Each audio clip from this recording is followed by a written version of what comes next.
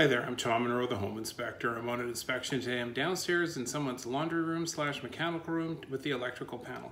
I want to show you why it is absolutely imperative to hire a licensed electrician to do any work in your home so this doesn't happen to you. Let me show you.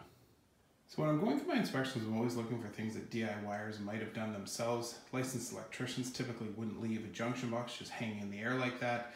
They wouldn't have connected it to the copper piping because they know that the dissimilar metal in contact with the copper will cause galvanic corrosion.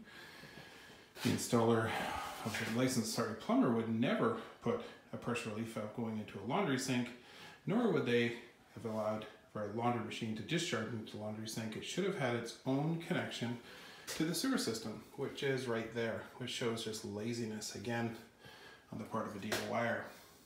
Laundry machines should have one consistent duct leading up and out, and if you crush it, cause holes in it, you will have moist air leaking inside of your roof cavity, causing moisture coming down on the tile just like that.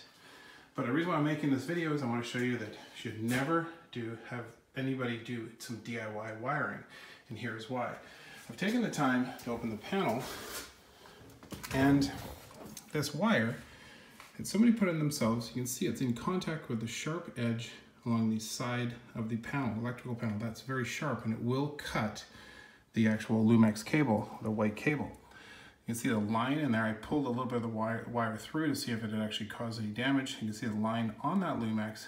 This Lumex and wire will expand and contract under load and will eventually wear through, and it could cause a serious arc and a fire in this home. This is why you will always want to hire a licensed professional when it's come to electrical, plumbing, and gas in your home. So this is why I'm constantly preaching to people to hire licensed professionals to work in your home on electrical, gas, and the plumbing.